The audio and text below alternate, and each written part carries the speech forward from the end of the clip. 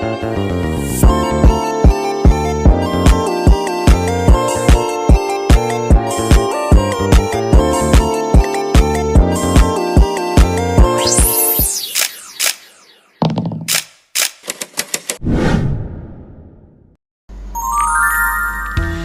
teman-teman psikologi, kembali lagi bersama saya Makfira Al-Isran dengan NIM 4522091199. Kali ini saya akan menjelaskan terkait dengan masalah penelitian dan kajian pustaka penelitian. Nah teman-teman, seseorang melakukan penelitian karena adanya masalah dan bertujuan untuk menyelesaikan masalah dengan melakukan penelitian. Pada dasarnya, penelitian dilakukan dengan tujuan untuk mendapatkan data yang antara lain dapat digunakan untuk memecahkan masalah. Untuk selanjutnya, kita bahas terlebih dahulu terkait dengan masalah penelitian. Nah, teman-teman harus tahu dulu nih apa sih arti dan definisi dari masalah itu. Nah, teman-teman, masalah merupakan suatu kendala atau persoalan yang harus dipecahkan. Dengan kata lain, masalah merupakan kesenjangan antara kenyataan dengan sesuatu yang diharapkan dengan baik agar tercapai tujuan dengan hasil yang maksimal. Menurut John Dewey dan Kelringer yang dikutip oleh Soekardi, bahwa yang pertama, permasalahan diartikan sebagai sesuatu yang menghalangi tercapainya tujuan. Yang kedua, permasalahan adalah sesuatu yang dijadikan target yang telah ditetapkan oleh peneliti. Tetapi karena sesuatu hal target tidak dapat tercapai, serta permasalahan merupakan jarak antara sesuatu yang diharapkan dengan sesuatu kenyataan yang telah ada. Nah, adapun identifikasi masalah yang berarti mengenali masalah, yaitu dengan cara mendaftar faktor-faktor yang berupa permasalahan. Bentuk identifikasi masalah dapat dibedakan menjadi dua, yakni sebagai berikut. Yang pertama, identifikasi masalah penelitian terapan, di mana penelitian dapat menggunakan atau mengemukakan fakta-fakta dan masalah-masalah empiris yang ditemukan berkaitan dengan fokus yang diteliti. Yang kedua, identifikasi masalah penelitian dasar, yaitu penelitian dapat mengemukakan atau menggunakan faktor-faktor secara konsep teoritis terkait faktor yang mempengaruhi masalah utama. Nah teman-teman, ada 5 jenis masalah. Yang pertama, masalah deskriptif, yaitu masalah yang apabila kejadian itu belum digambarkan atau dilukiskan dengan gamblang fenomenanya, seperti apa adanya. Yang kedua, ada masalah korelatif, yaitu masalah yang muncul bila fenomena itu berkaitan dengan ada tidaknya hubungan antara dua faktor atau variabel atau lebih. Yang ketiga, ada masalah analitis atau kausal, yaitu bila adanya fenomena itu adalah hasil dari proses sebab akibat. Nah, yang keempat, ada masalah fungsional, yaitu masalah yang terjadi bila kita dihadapkan pada pilihan mana yang lebih baik dari dua alternatif. Yang terakhir, ada masalah asosiatif, ialah suatu permasalahan yang berhubungan antara dua variabel atau lebih. Ada 3 macam hubungan, yaitu hubungan simetris, hubungan kausal, dan hubungan interaktif. Nah, hubungan simetris adalah suatu hubungan dua variabel atau lebih yang bersifat kebersamaan. Yang kedua, ada hubungan kausal, yaitu hubungan yang bersifat sebab akibat. Jadi, ada variabel dependen dan independen.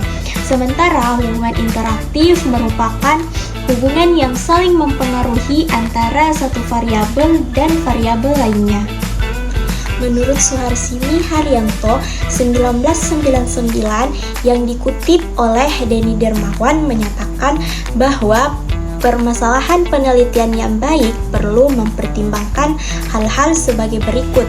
Yang pertama, permasalahan tersebut harus sesuai dengan bidang ilmu yang sudah ada atau sedang dialami. Dalam khazanah keilmuan dikenal adanya peta keahlian. Yang kedua, ada permasalahan yang dipilih harus sesuai dengan minat calon peneliti. Yang terakhir, ada permasalahan yang dipilih harus penting dalam arti mempunyai kemanfaatan yang lebih luas. Nah, teman-teman, ada beberapa hal yang dapat dijadikan sebagai sumber masalah, yakni yang pertama ada bacaan yang berasal dari jurnal-jurnal penelitian, yang berasal dari laporan hasil-hasil penelitian yang dapat dijadikan sebagai sumber masalah. Karena laporan penelitian yang baik tentunya mencantumkan rekomendasi untuk penelitian lebih lanjut yang berkaitan dengan penelitian tersebut.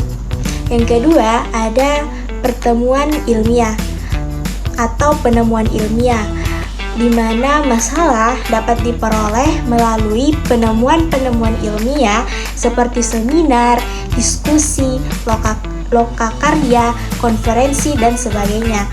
Yang ketiga, ada pernyataan pemegang kekuasaan atau otoritas, di mana orang yang mempunyai kekuasaan atau otoritas cenderung menjadi figur yang dianut oleh orang-orang yang ada di bawahnya. Sumber selanjutnya ada observasi atau pengamatan, di mana pengamatan yang dilakukan seseorang tentang sesuatu yang direncanakan ataupun yang tidak direncanakan, baik secara sepintas atau dalam jangka waktu yang lama.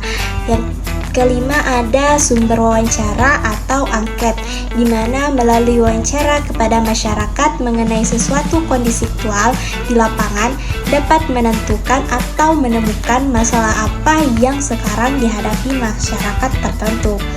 Nah, sumber yang keenam itu ada pengalaman pribadi. Pengalaman pribadi dapat dikatakan sebagai guru yang paling baik.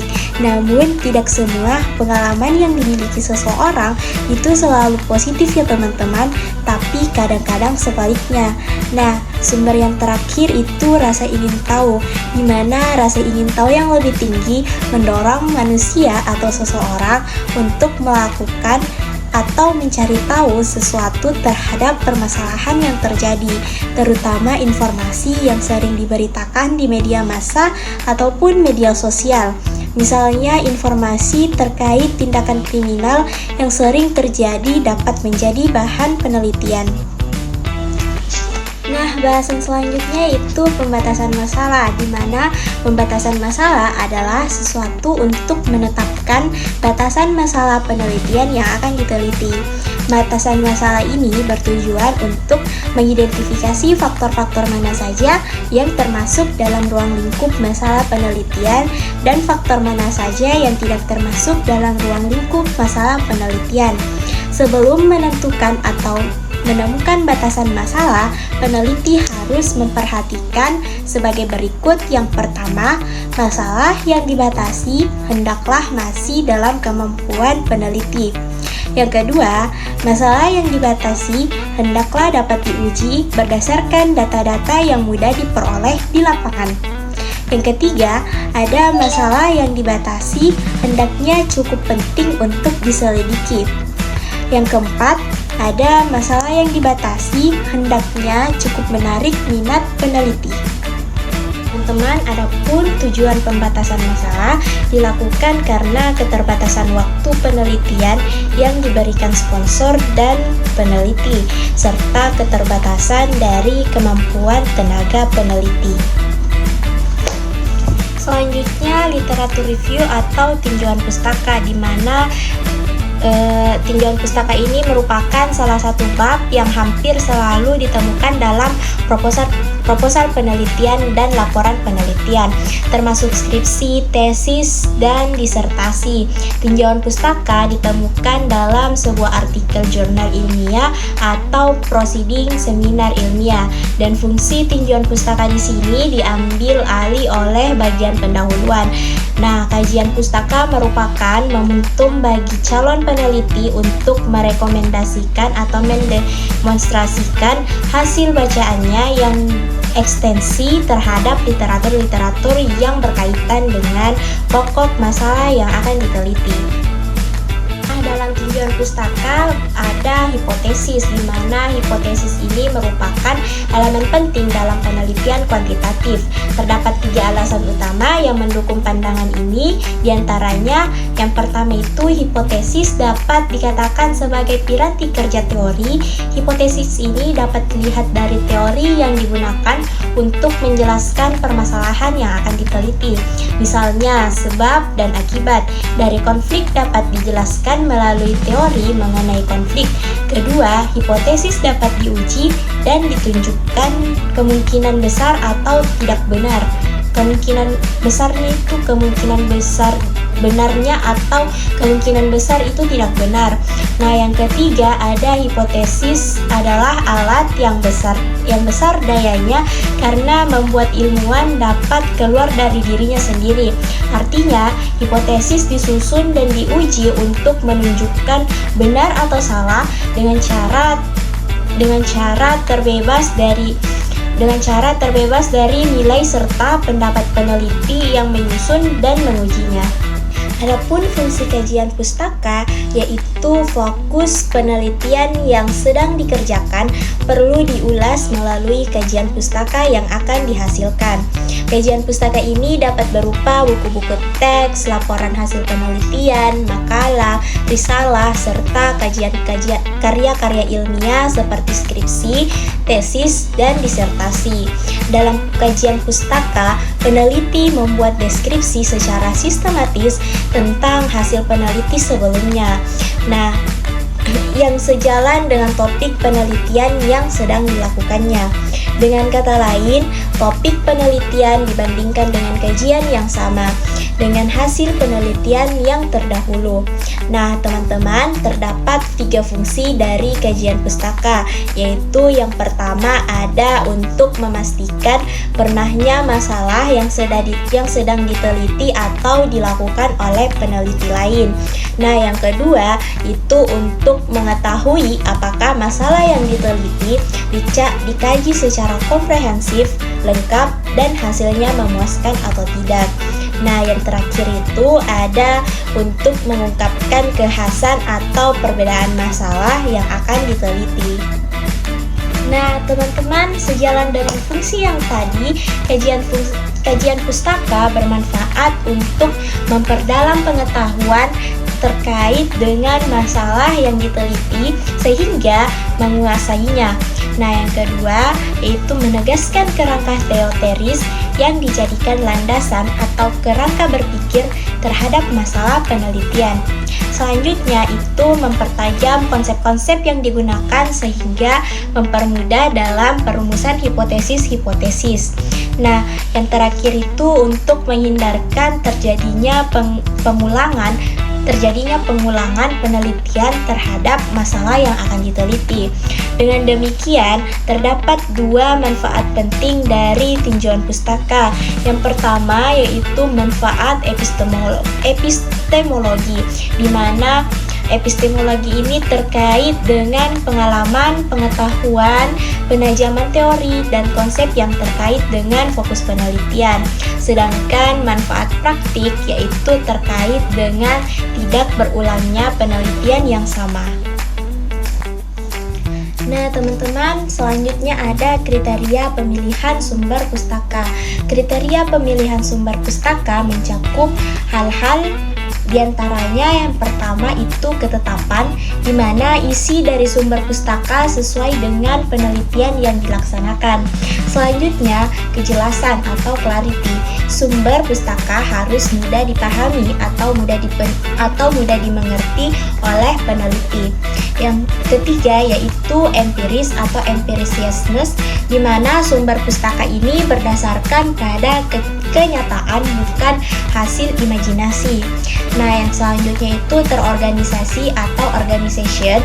Ini dari sumber pustaka harus terorganisasi dengan baik sehingga memudahkan peneliti untuk mencari informasi. Selanjutnya yaitu mutaakhiron, di mana biasa disebut juga resensi, di mana sumber pustaka ini harus berdasarkan perkembangan terbaru dalam bidangnya atau up to date. Nah, selanjutnya itu referensi, di mana reference sumber pustaka ini berhubungan dengan penelitian. Nah, selanjutnya itu ada meyakinkan, di mana sumber pustaka dapat menjadi acuan yang terpercaya bagi peneliti. Nah, teman-teman, secara garis besar, sumber bacaan dibedakan menjadi 3. Yang pertama ada referensi umum, di mana sumber yang dijadikan rujukan utama oleh peneliti, misalnya dari artikel tertentu, karangan ilmiah, buku, dan dokumen lainnya yang berkaitan langsung dengan pertanyaan penelitian. Nah, referensi umum merupakan indeks, yaitu daftar pengarang, judul buku, serta tempat penerbitan artikel atau wacana yang berupa abstrak. Nah, yang selanjutnya itu ada sumber primer, di mana sumber primer merupakan publikasi di mana seseorang melakukan penelitian kemudian diterbitkan.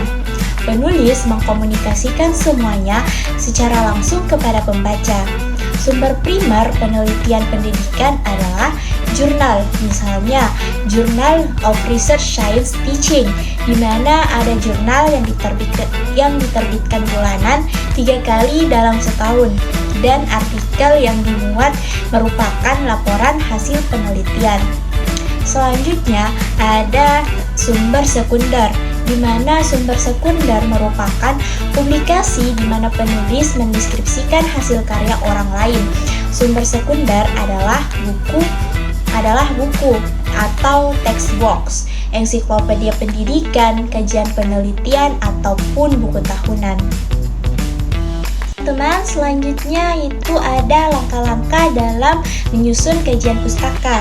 Nah, untuk pendekatan kuantitatif, selain menyertakan sejumlah besar teori dan konsep pada bagian pendahuluan, juga memperkenalkan masalah atau menggambarkan secara detail literatur dalam bagian khusus dengan judul seperti tinjauan pustaka, kajian teori atau kajian pustaka, dan pada bagian akhir penelitian meninjau kembali literatur terkait membandingkan dengan temuan penelitian. Nah, adapun beberapa sintesis dari langkah-langkah melakukan kajian pustaka menurut Donald Ari dan Creswell, yaitu diantaranya yang pertama mulailah dengan mengidentifikasi kata kunci, topik penelitian untuk mencari materi, referensi, dan bahan pustaka yang terkait. Nah, yang kedua ada membaca abstrak-abstrak laporan hasil penelitian yang relevan. Bisa didapatkan dari sumber perpustakaan, jurnal, buku, dan proceeding. Nah, yang ketiga itu membuat catatan hasil bacaan dengan cara membuat peta literatur atau literatur map, urutan dan berkaitan tentang topik penelitian, serta referensi bibliografi secara lengkap. Yang keempat ada membuat ringkasan literatur secara lengkap berdasarkan peta literatur sesuai dengan urutan dan berkaitan dengan topik dari setiap variabel penelitian. Nah, yang kelima itu ada membuat kajian pustaka dengan menyusunnya secara tematis berdasarkan teori-teori dan konsep-konsep penting yang berkaitan dengan topik dan variabel penelitian. Nah, yang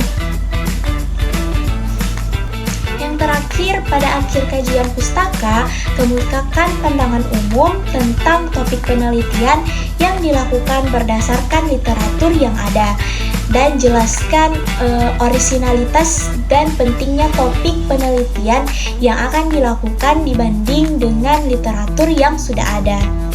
Selanjutnya, teman-teman, ada kerangka berpikir, di mana dalam kerangka berpikir terdapat hipotesis. Kata hipotesis berasal dari dua sumber kata, yakni hipo yang artinya belum tentu benar, dan tesis yang berarti kesimpulan. Jadi, hipotesis merupakan hasil atau kesimpulan yang belum tentu atau belum belum ditentukan sebuah penelitian yang belum tentu ada kebenarannya dan baru akan menjadi benar jika sudah benar-benar atau disertai dengan bukti-bukti yang ada. Nah, teman-teman, untuk membuat sebuah hipotesis, peneliti harus memahami atau menentukan terlebih dahulu pola hubungan yang mungkin terjadi atau tipe hubungan di antara variabel yang akan diteliti untuk dapat mengemukakan hipotesis dengan benar. Hubungan pertama yang menunjuk dan dapat dikatakan pengaruh, yaitu hubungan yang bersifat simetris. Nah, hubungan yang kedua itu tidak menyatakan pengaruh, yaitu hubungan asimetris. Hubungan yang ketiga adalah resiprosal. Nah, teman-teman, mengingat adanya berbagai hubungan, maka pemahaman secara konseptual teoritis hubungan dua variabel perlu dikaji secara lebih jelas sebelum dinyatakan dalam hipotesis. Tipe hubungan asimetris biasanya digambarkan dengan anak panah. Contohnya seperti gambar di atas. Ini berarti variabel X mempunyai hubungan dengan variabel Y. Hubungan yang ada dapat dikatakan berpengaruh. Artinya, variabel X mempengaruhi variabel Y. Tetapi, variabel Y tidak dapat mempengaruhi variabel X. Hubungan simetris tidak menunjukkan pengaruh dan biasanya dilambangkan dengan garis sedikit melengkung yang menunjuk pada masing-masing variabel. Nah, adapun kegunaan dari hipotesis. Secara garis besar, kegunaan hipotesis yaitu yang pertama, memberikan batasan serta memperkecil jangkauan penelitian dan kerja penelitian. Yang kedua, menyiagakan peneliti kepada kondisi fakta dan hubungan antar fakta yang kadangkala hilang begitu saja dari perhatian peneliti. Nah, yang ketiga ada sebagai alat yang sederhana dalam memfokuskan fakta yang bercerai-berai tanpa koordinasi ke dalam suatu kesatuan penting yang menyeluruh. Nah, yang terakhir sebagai panduan dalam pengujian serta penyesuaian dengan fakta. Pun jenis-jenis hipotesis, yaitu yang pertama ada hipotesis penelitian, di mana hipotesis penelitian merupakan hipotesis yang mengandung pernyataan mengenai hubungan ataupun pengaruh, baik secara positif maupun secara negatif antara dua variabel ataupun lebih, sesuai dengan teori yang ada. Nah, jenis hipotesis ini juga sering disebut sebagai hipotesis yang dilihat dari sifat variabel yang akan diuji. Dilihat dari sifat yang akan diuji, hipotesis penelitian dapat dibedakan menjadi dua macam, yakni yang pertama hipotesis tentang hubungan. Nah, yang kedua ada hipotesis tentang perbedaan. Teman-teman perlu tahu bahwa hipotesis dilihat dari kategori rumusannya atau hipotesis statistik. Nah, hipotesis statistik ini secara umum dilihat dari kategori rumusannya yang dibagi menjadi dua, yaitu hipotesis nihil atau null hipotesis yang biasa kita sebut atau singkat dengan HO. Nah, yang kedua ada hipotesis alternatif atau alternatif hipotesis yang biasa disingkat juga dengan HA.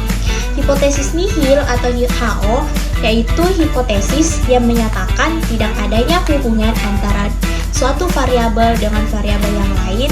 Contohnya, tidak ada hubungan antara tingkat pendidikan orang tua dan prestasi belajar siswa. Sementara hipotesis alternatif atau HA yaitu hipotesis yang menyatakan adanya hubungan antara suatu variabel dengan variabel yang lain. Contohnya, ada hubungan antara tingkat pendidikan orang tua dan prestasi belajar siswa. Nah, hipotesis alternatif ini ada dua macam teman-teman, yaitu directional hypothesis atau hipotesis terarah dan non-directional hypothesis atau hipotesis tidak terarah. Nah, teman-teman, ditinjau dari keluasan dan berikutnya dapat dibedakan menjadi hipotesis mayor dan hipotesis minor. Nah, hipotesis mayor adalah hipotesis yang mencakup kaitan seluruh variabel dan seluruh subjek penelitian. Sedangkan hipotesis minor merupakan hipotesis yang terdiri dari bagian-bagian ataupun sub-sub dari hipotesis mayor atau jabaran dari hipotesis mayor tersebut. Nah, contoh dari hipotesis mayor yaitu ada hubungan antara keadaan sosial ekonomi atau KSE orang tua dengan prestasi belajar siswa SMA. Nah, contoh hipotesis minor ada hubungan antara tingkat pendidikan orang tua dan prestasi belajar siswa SMA. Nah, teman-teman, adapun ciri-ciri yang baik menurut Donald Ari ialah yang pertama, hipotesis harus mempunyai daya penjelas, di mana suatu hipotesis harus merupakan penjelasan yang mungkin mengenal apa yang seharusnya dijelaskan ataupun diterangkan. Yang kedua, hipotesis harus menyatakan hubungan yang diharapkan ada di antara variabel-variabel. Suatu hipotesis harus memprediksi hubungan antara dua variabel ataupun lebih. Selanjutnya yang ketiga, hipotesis harus dapat diuji, di mana hipotesis yang diajukan peneliti harus bersifat testability, artinya terdapat kemampuan untuk diuji. Yang keempat, hipotesis hendaknya konsisten, di mana dengan pengetahuan yang sudah ada, hipotesis hendaknya tidak bertentangan dengan teori dan hukum-hukum yang sebelumnya sudah mapan. Yang kelima, hipotesis hendaknya sederhana dan saringan dan seringkat. Yang kelima, hipotesis hendaknya sederhana dan seringkas mungkin. Oke teman-teman, sekian video dari saya. Semoga apa yang saya berikan dalam video ini bisa bermanfaat bagi teman-teman psikologi di luar sana. Nah, untuk selanjutnya saya akan membahas materi-materi yang lebih menarik terkait dengan buku metode penelitian kuantitatif dan kualitatif di video berikutnya. Stay tune teman-teman, bye-bye!